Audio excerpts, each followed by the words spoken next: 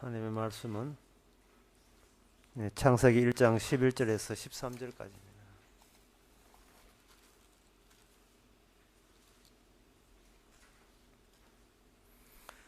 하나님이 가라사대 땅은 풀과 씨 맺는 채소와 각기 종류대로 씨 가진 열매 맺는 과목을 내라 하시매 그대로 되니 땅이 풀과 각기 종류대로 씨 맺는 채소와 각기 종류대로 씨 가진 열매 맺는 나무를 내니 하나님의 보시기에 좋았더라. 저녁이 되며 아침이 되니 이는 셋째 날이니라. 아멘.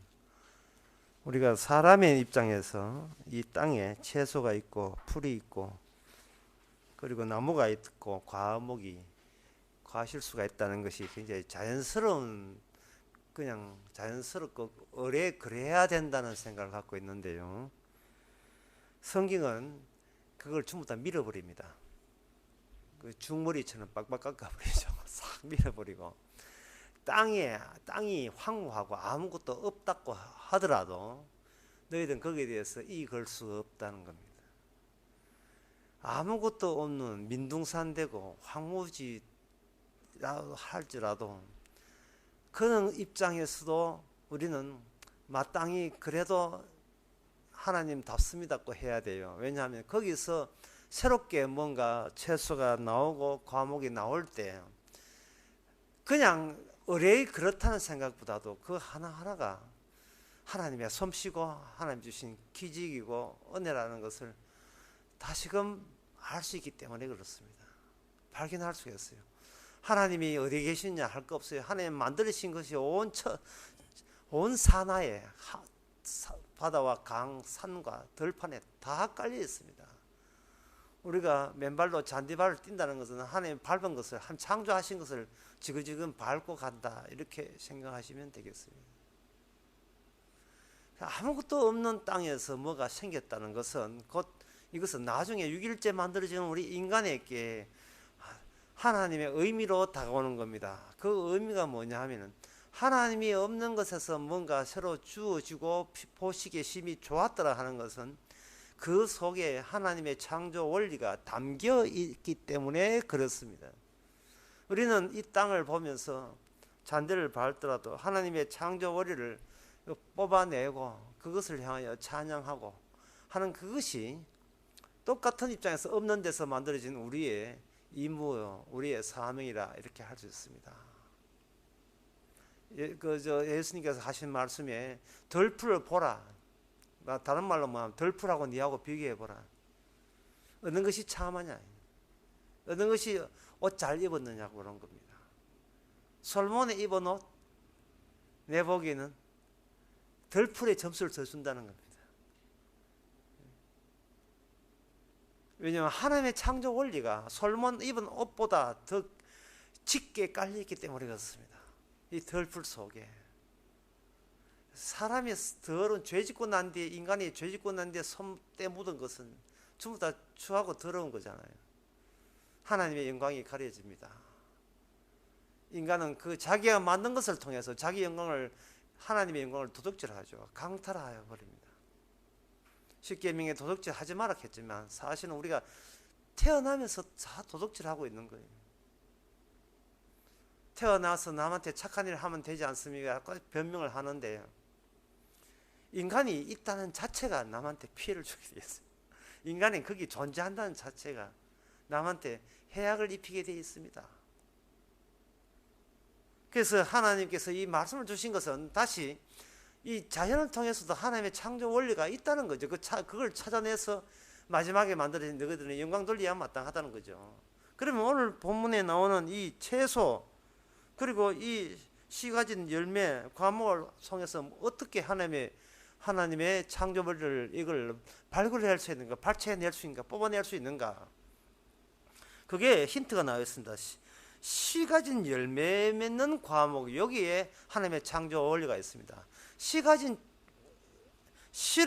나무가 씨를 가졌다는 말은 그 나무가 가진 씨가 나한테 자라나면 그 씨 가진 나무와 그 새끼 나무가 동일해요. 동질한 나무가 됩니다. 그런데 그 나무끼리는 동질해요. 예를 들면 어떤 새댁이 임신해 애를 낳았는데 낳고 보니까 사람이 안 나오고 버섯이 나온다든지 장미가 나온다든지, 물론 장미가 나오면 이쁘기는 이쁘죠. 근데 이건 미치 이상한 거죠. 예? 병원에 임신했는데 뭐 아들입니다, 뭐 고추입니다, 복숭아입니다, 뭐 이래 나와야 될 건데, 예, 백합입니다. 이래 되면 진짜 백합 나오면 이거는 식물인간이죠. 인간이 아니죠. 인간에서는 인간이 나와야죠. 그게 동일성입니다. 동일성인데 또 한 가지 예를 들면 그 같은 한국 사람끼리 결혼해서 애를 낳았는데 흑이 나왔다. 이건 뭐 유전자 검사 할 만하죠. 예, 뭐 이상한 거잖아요. 지가 마리아도 아니고 왜 황인종인데 흑이 나왔죠? 물론 얘가 인종차별적인 예를 들어서 제가 죄송합니다만은,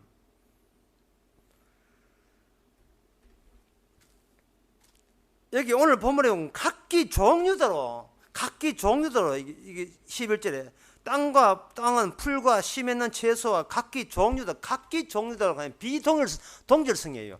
그게 다양성끼리 다른 종류끼리는 서로는 달라요. 서로는 다른데 같은 종류끼리는 씨를 가진 과목으로 말미암아 그 과목 안에서는 그 과목끼리는 동질성을 유지합니다. 아버지가 감나무면 그 새끼도 감나무고, 예. 그렇게 돼 있어요. 식물에서 땅에다가 하나님께서 원리를 펼치는데 어떻게 원리를 펼칩니까? 물으신다면 저는 이렇게 해요. 비동일성과 동일성 또는 비동질성과 동질성, 요 두 가지 가지고 하나님의 창조 원리를 그걸 담아버린 겁니다. 그러면 이것은 하나님의 창조 원리가 비동일성과 동일성 두 가지 겸해서 이렇게 이 세상의 피조물을 통해서 하나님의 그 안에다가 하나님의 창조 원리를 담았는데, 결국 그것의 최종적인 지향점, 도착 지점이 어디느냐? 도착 지점 미리 말씀드립니다. 요한복음 12장 25절에 보면 24절에 보면 내가 진실로 이르노니 하늘이 미리 땅에 떨어져 죽지 아니하면 하늘 그대로 있고 죽으면 많은 열매를 맺느니라. 예수 그리스도께서 행하신 그 동일성이 되지 아니하면 예수의 나라 천국에 못 갑니다.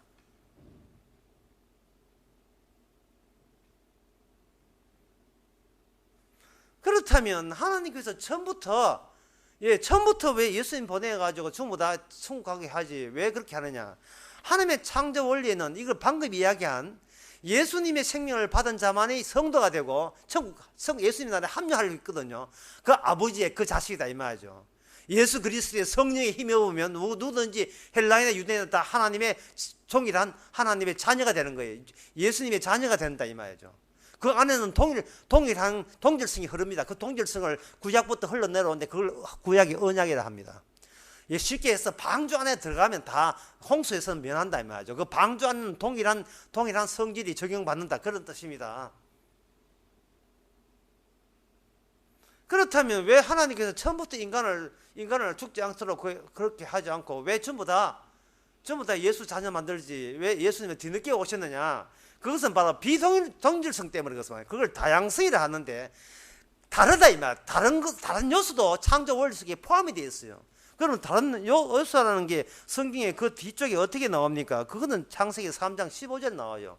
여자의 후손과 뱀의 후손. 이거 완전히 달라요. 다르다 이 말이죠. 하나님 미달에 떨어져 죽어서 열매를 맺는다는 것은 이것은 천국 갈 사람끼리의 동질성이죠. 고린도전서 12장에 보면 한 성령을 받아버리면 모두 다 그리스도 한 몸의 지체가 되어가지고 눈이 발도 쓸데없는 소리 못한다. 모두 다 주님의 사랑 안에서 한 몸이 되죠. 그것은 동일성입니다. 그래서 한 몸을 이루기 때문에 동일성인데 그 바깥에 예수 안 말고 예수 바깥에는 뭐냐 하면 그거는 비동일성이 돼야 돼요. 예수가 아니고 어떤 사람 바람이 나빠서 예수를 잡고 예수라 한다는데 여기서는 제가 분명히 예수입니다.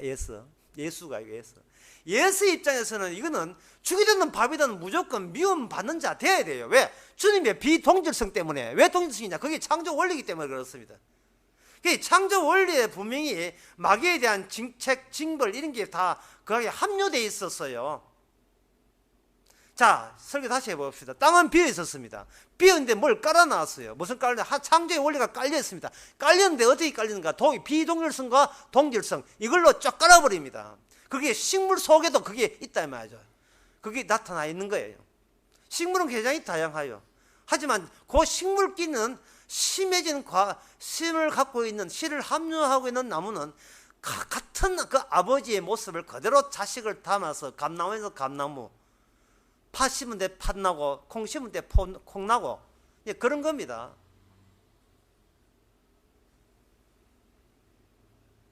왜 그래야 되는가? 바로 요한복음 12장 제가 말씀드렸잖아요. 예수님이 하나님 미래에 대해서 썩으면 예수님을 닮은, 예수님이 어제 형상을 닮은 자들이 간다 이 말이에요. 이걸 제가 그 대전 강의에서는 이걸 뭐라고 하냐, 명태알로 그 명태는 아주 대구 통대구라고 대구에서 대구라는 게 있어요. 이 지역 말고 바다에서 물고기 대구라는 게 있어요. 이게 뭐냐면 배 갈라보면 알들이 명란 그 창난 명란 알들 쭉 그 알들이 나오듯이 주님 배 갈라보면 그 알들이 쏟아져.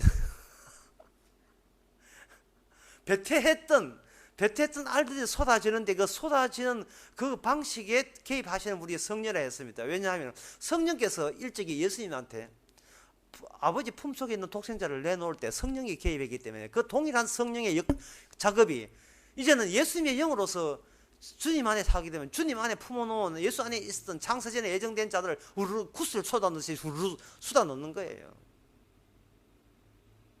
옛날에 그 초등학교 소녀들 치마 그 시커먼 허른 치마 입고 그 놀이 하는 게 있잖아요. 뭐 요거 올리고 당기고 그 지금 올리고 다시 주고 하는 거. 공기놀이 하는 거 쭉 보게 되면요. 하도 오래되어 잊어버렸는데 공기 하는 거 보면 그 많이 딴 아들은요. 치매가 얼마나 필요하게 이용되는지 치마에 한 모았다가 우르 쏟아지면 막 쏟아져요. 어릴 때 많이 봤어. 야, 많이 땄구나. 참 치마가 필요하구나. 남자들은 주미 연다가 주미 다 세고 일하는데 지혜산 치마에다가 우르 쏟아놔요. 주께서 자기 백성을 우르 쏟아놓는 거예요. 물고기가 알을 큰 바다에 내놓듯이 비동일성과 차별성과 그리고 동일성 이 두 가지가 다 함유되어 있을 때 그것이 하나님의 창조 원리입니다. 그러면 하나님의 왜 그렇게 하나님께서는 창조 원리를 동일성이면 동일성, 비동일성 이렇게 하죠. 왜 비동일성도 있고 동일성도 있고 함께 있게 하느냐? 그거는 이 창조가요. 예수님의 십자가 죽음을 내다보면서 창조되었기 때문에 그 죽음의 동일성과 비동일성을 뭐로 감사하냐 하면 보쌈 사듯이 죽음이 감싸져요. 죽음이 이렇게 본의 그 동일성과 비동일성을 창조를 감싸고 있습니다. 그 흔적이 나타난 것이 창세기 3장에 나오면 바로 선악과 나무예요. 선악과 먹는 나는 정령 죽으리라. 죽으리라가 나그네 동산에 거기 이미 그게 새겨져 있어요. 하나의 나그네 동산을 유지하는 근본적인 필연적인 원리로 죽으리라가 들어있어요. 그게 죽으리라는 죽음으로 쌓여 있는 겁니다. 죽으리라. 최종적으로 비동일성과 동일성이 최종적으로 마감이 되는 그 순간은 그 감사했던 그 죽음의 실체가 죽음의 내용이 모든 정답이 나타날 때.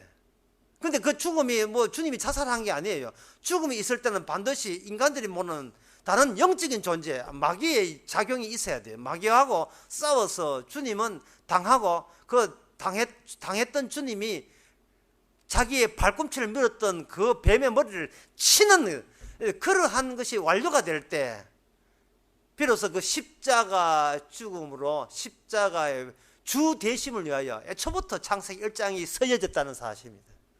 애초부터 창세기 1장에 서여졌어요. 사람들은 이 사실을 몰라요. 십자가의 죽음과 관련된 창세기를 모르고 이 본만 창세기 1장만 본만 나오면 기껏 보면 나오는 이야기가 뭐냐면 진화론으로 다윗의 진화론이 어떠니 뭐가 하나님께 종도를 했기 때문에 진화론은 잘못됐다, 창조에 맞다, 그런 이야기를 하는데 그 과학이 감히 성경 복음 이야기에 시시한 과학이 왜 끼답니까? 과학은 끼들 여지도 없어요. 뭐 종도로 되었음을 뭐 DNA로 증명해봐야 그 이제 돌연변이 이렇게 하다 이 돌연변이가 종 바뀌지면 어떻게 하려고? 그래서 큰 진화는 없지만 작은 진화는 있다고 대안도 막 나오고, 창조 과학하는 사람들 그런 대안을 지어내는데 비겁한 변명이십니다.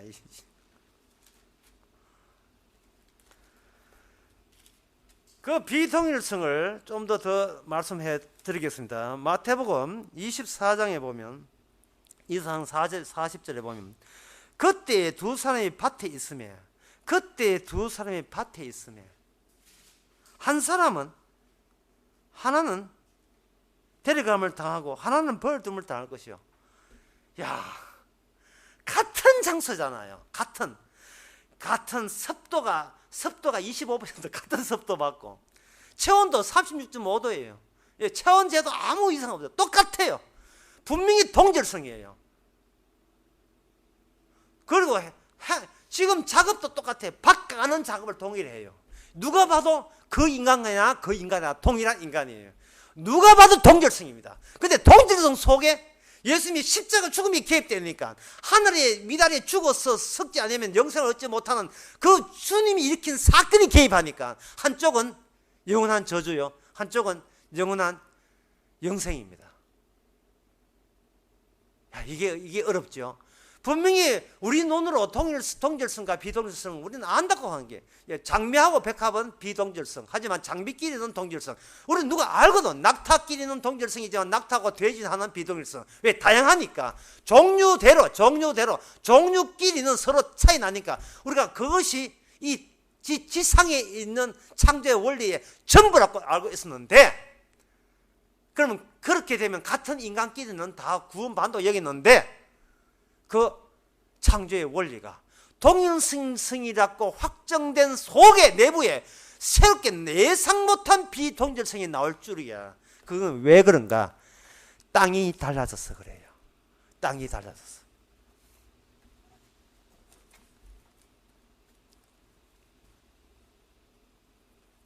처음 땅과 나중 땅이 달라요. 처음 땅은 처음 피조된 세계 그대로 유지되는 땅이었습니다. 심지어 노아 홍수 전과 후라도, 노아 홍수 전에 노아나 홍수 후에 방주에서 기 나왔던 노아나 맨 그 영감이고 그 영감이에요. 하지만 하늘나라에서는 노아 영감은 더 이상 영감이 아니고 예수님의 형상을 본받아서 시간이 흐르지 않습니다. 마치 처음 아담을 만드는 것처럼, 처음 아담 만들 때 하나님의 형상으로 만들었기 때문에 하나님의 처음 아담 속에는 시간이 착각 흐르지 않습니다. 아담은 처음부터 미남이었습니다. 그냥 안 봐도 알아요. 아담은 처음부터 미남이었고 이브는 처음부터 미녀였어요. 왜? 그 남편에서 나왔으니까 미녀겠잖아요. 그런데 선악과 따먹던 그날부터 협곡하게 그 미모가, 그 아름다움이 어느 정도 아름다우냐 하면은 에덴 동산의 격에 맞는, 에덴 동산의 그 화려함과 죽이 맞고 격에 맞는 정도로 아름다움이 에덴 동산에 처방되고 난 뒤에 저주스러운 땅의 격에 맞는 식으로 현격하게 피부에 갑자기 노쇠 현상이 일어납니다. 얼마나 아담이 일찍 죽었냐 하면은, 아담이 얼마나 일찍 하면은 930살까지밖에 못 살았어요. 930살까지밖에 못 살았습니다. 천년을 넘기지를 못합니다.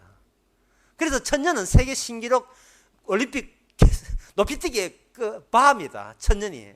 천년 넘어가면 이거는 시간이 흐르지 않는 영적 세계예요. 그래서 천년 동안 왕노를 한다는 말이에요. 천년이라는 말이 전부 다 이쪽 세계가, 이 역사적 세계가 아니고 뭐 시간이 흐르지 않는 그쪽 세계란 말이죠. 그래서 천년이 하루같이, 하루가 천년 맞지. 그 천년 개념이 그런 개념이에요. 아무리 오래 살아도, 무대 세대가 오래 산다 할지라도, 예, 해도 그도 천년을 넘기지를 못했습니다. 세계 신기록을 세웠는데 세계 신기록이 982년. 그러니까 이거는 그 천년이라는 높이뛰기의 바를 넘지를 못했습니다. 이 말은 뭐냐면 나이는 숫자를 불과하다면 태어나면서 이미 죽었다 이 말이죠. 태어나면서 찰칵 온몸에다가 IS 같아. 온몸에 시한폭탄을 달았어. 예. 인간 폭탄. 내가 시간을 주장하는 것이고 내 몸에 칭칭감기 시한폭탄이 내 인생을 주관합니다. 착착착착. 보톡스 해도 소용이 없다. 착착착착착. 피부 관리도 소용이 없다. 착착착착.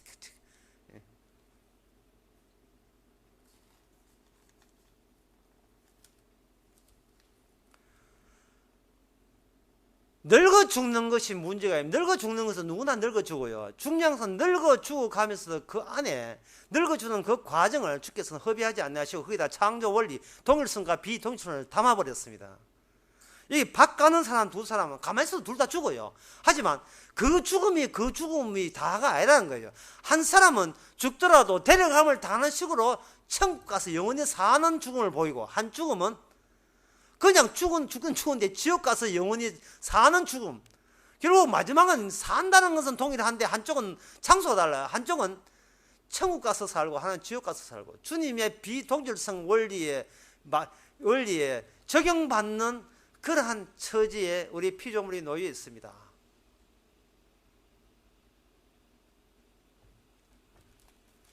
인간들이 이 점을 인간들이 육이 되는 게 알 수가 없잖아요.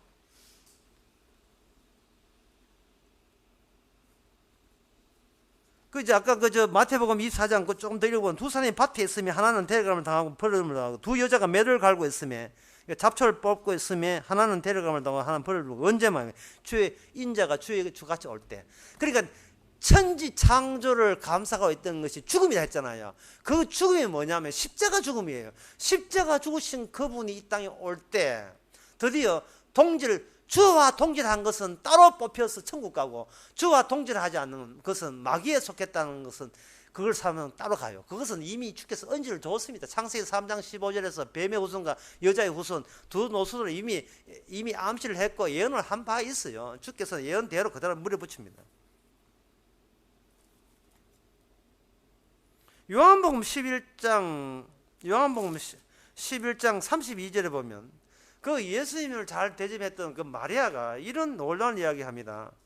이제 나사로 오빠 죽고 난 뒤에 예수님이 뒤늦게 오시니까 하는 말이, 마리아가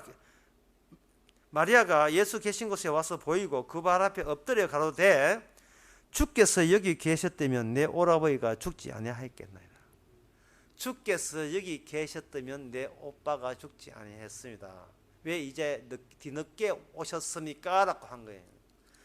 주께서 여기 계시지 아니했다면 할 때, 마리아가 그런 이야기 할 때, 마리아가 상정하는, 마리아가 염두에 두건 그 땅 개념에는 뭐가 빠졌는가? 자기 동질성밖에 없었고, 자기의 예수님은 여전히 자기한테 비동질성으로 남아버린 거예요. 무슨 말이냐면 그 땅이 자기 세계, 자기 영역 나와버리라는 거예요. 자기 삶의 구역이라는 겁니다. 주께서 함께 있었다면 오빠가 안 죽었는데 저 딴 데 외출하고 있으니까 오빠가 죽었다는 거예요. 이 마리아의 고백이 오늘날 얼마나 우리한테 우리의 그 허점을 얼마나 제대로 쏴야 되는 말입니까? 우리가 평소에 살아가는 태도가 이렇잖아요. 주께서 함께 계셨다면, 주께서 함께 계셨다면. 정말 이 자리에 주님이 안 계십니까? 주님이 계셨기에, 여러분 오늘 아침에 여러분 머리 감았어요. 주님이 계셨기에 여러분 심장 뛰고 있는 겁니다. 주님이 계셨기에 어떤 경우는 가끔 어떤 경우는 설교되면 졸기도 하시오. 주님이 계셨기에 졸아라, 졸아야 된다, 뭐 이런 식으로.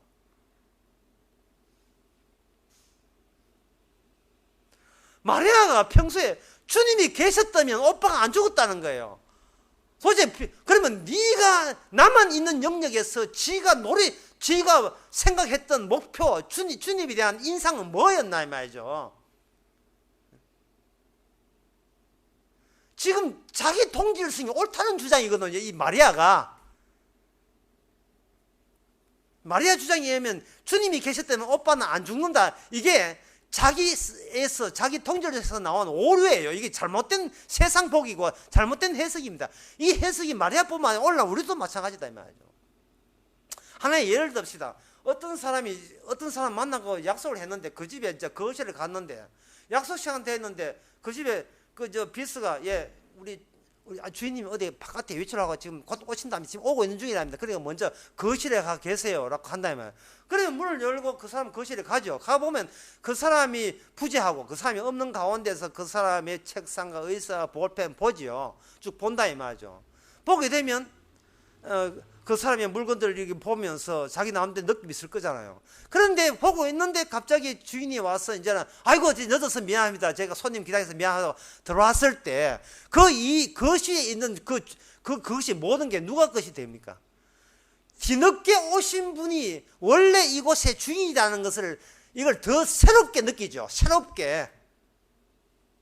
제 말 취지를 잘 모르시는데 만약에 오시다가 비서가 와가지고 그분이 오시다가 좀 많은 별 저거 저거 시기하고 저거는 참 이게 외국 선물 같은데 나도 갖고 싶은데 하는데 비서가 와가지고 죄송합니다. 집 주인님이 만나러 오다가 돌아가셨습니다. 하면 저건 누구 그러면 저건 누구 되지?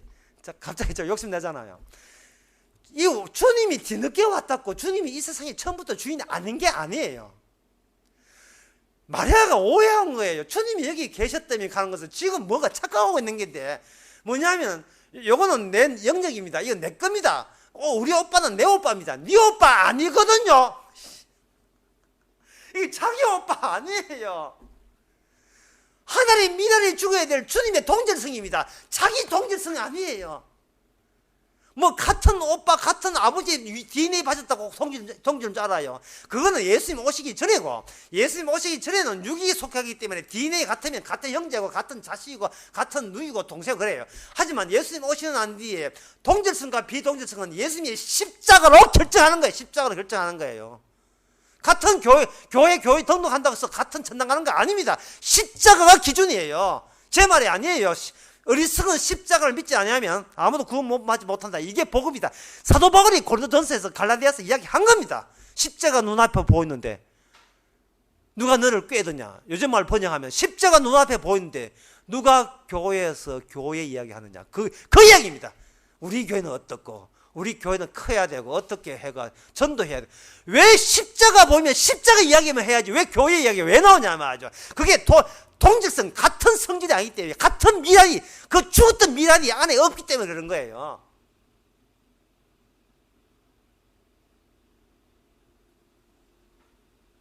사람이 비참함을 언제 느낍니까? 내가 추진한 일이 실패를 끌길 때 비참함을 느끼죠. 왜? 현재 내 가진 게 내 소유가 내 동질성이고 거기다가 내가 뭔가 더 가지게 되면 그게 나의 동질성인데 갖고 싶은데 사업을 벌리는데 사업이 안 됐다. 그러면 나는 비참해가지고 죽어버릴까 한강 뛰어내릴까 이렇게 이야기해요.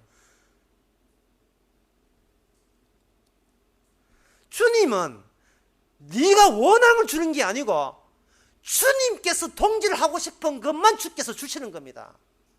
전에 크리스마스 설교할 때 그런 이야기 했거든요. 누가 보면 2장 광야에서 목자, 양치는 목자 이야기 하면서 목자가 분명히 천사의 음성을 들었잖아요.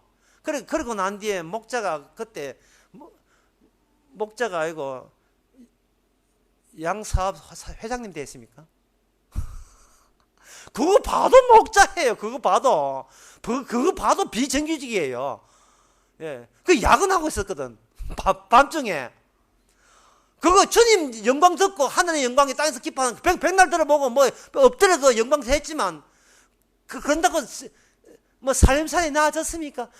살림살이 하나도 안 나아졌어요. 아니 뭘 원해요? 좀 예수 믿고 도대체 뭘 원합니까? 죽어도 부활되는 동질성을 얻어야 돼요. 죽어도 부활되는, 안 죽는 동질성, 안 아픈 거 말고 죽어도 괜찮은 동질성, 하늘의 미래과 동질성. 누가복음 18장에 보면 한 성전에, 같은 성전에 있었습니다. 같은 성전에, 같은 장소에, 같은 예수님 앞에서 하나는 바리새인은 지옥 가고 거기에 엎드리는 세리는 천국 갔습니다. 같은 장소예요. 같은 동질성처럼 느껴지는 장소예요. 성전에서 두 사람이 기도하는데 이 무슨 말입니까? 똑같은데 기도했는데 한 사람은 구원받고 한 사람은 탈락했다. 이 무슨, 우리에게 무슨 의미합니까? 그 장소가 네 보기는 네가 있는 장소라 보이냐? 아니야. 예수님이 일하시는 장소, 예수님이 분류하시는 장소, 예수님이 순회 재판한 장소. 요한계시록의 주제는 제가 미리, 오늘 오신 분만 미리 알려드립니다. 이건 대전에서 해야 될 건데 겨울에. 오늘만 특별히 경상도 말로 특별히만 알려드리겠습니다. 요한계시록 주제는 세상의 법정하예요. 세상 전체를 법정을 만들었어요. 피고, 원고, 피고, 재판관, 경찰관, 그것뿐이에요. 이 세상은, 이 나와바리, 이 법정 영역은 주님의 영역이지 우리 영역 아닙니다. 동질성과 비동질성을 분류하는 법정이 요한계시록입니다. 요거 아시면 요한계시록 하나도 안 어렵지로. 전혀 어렵지 않아요.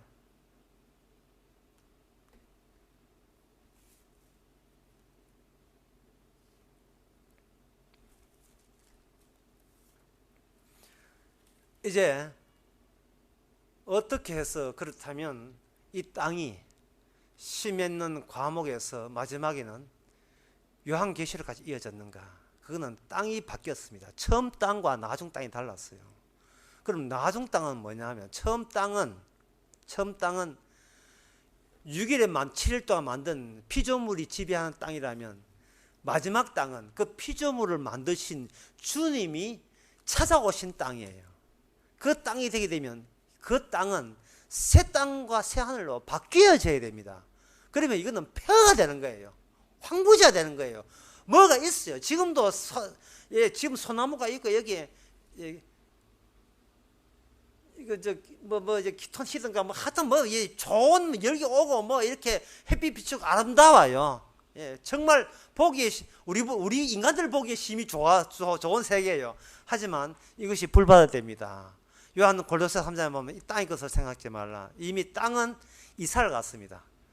이사 가가지고 이사 갔는데 번호가 702 이사 해가지고 주님하고 보따리사가 지금 하늘로 올라갔어요. 이게 하늘이, 우리 생명이, 우리의 주민등록이 하늘로 올라갔어요. 그 새로운 땅은 주님이 이 땅에 오므로 말미암아 땅의 이동 현상이 일어나는 겁니다.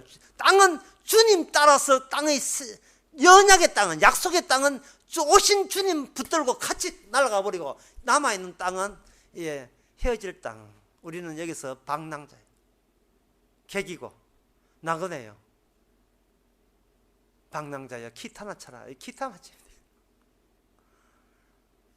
이곳에 미련 두지 않을 때 우리의 성도가 스데반 지사처럼 떠나면서 해야 될 마지막 말은 이거밖에 없습니다. 주여 저들을 용서하여 주시옵소서. 주여 저들을 용서하여 주시옵소서. 다른 말로 하면 저들도 주님의 용서하심의 의미를 지옥 가서라도 알게 하옵소서.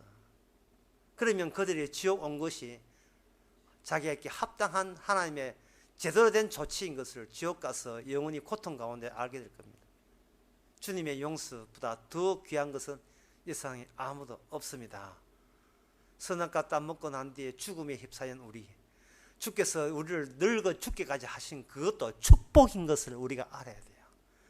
늙어 죽는 것, 왜? 다른 몸이 준비됐다는 하나님의 약속이 우리 몸보다 더 소중하게 우리를 덮치기 때문에, 그 약속 안에 한 가지 마지막 때 주께서 따로 다 마련해 주신 그 창조 원리가 마지막 때 준비되어 있는 걸 오늘 본문에서는 긴 그림자, 노래, 성경의 긴 그림자로서 창세기 1장에부터 시작된 그 그림자가 드디어 마지막 때 예수님 십자가로서 그 실체를 우리가 만나게 된 겁니다. 땅은 뭐냐? 이제는 내가 사는 땅이 주님이 사는 땅만이 땅입니다. 거기서 이 채소 이 정도가 아니고 정말 생명나무를 먹게 될 거예요. 기도하겠습니다. 하나님 아버지, 저희들에게 이런 소식을 알려주시니 감사합니다. 눈에 보이는 내가 전부고, 눈에 보이는 이 세상이 전부고, 눈에 보이는 사람들이 전부고, 눈에 보이는 국가와 이 땅이 전부인 줄 알았는데 주께서 십자가로 새로 만든 땅이 있음을 저희들이 알게 하셨사오니 이제는 하나님 미랄이 되어서 버려진 세상을 향하여 용서할 수 있는 저희들 마음되게 하옵소서. 예수님의 이름으로 기도합나이다. 아멘. 찬송가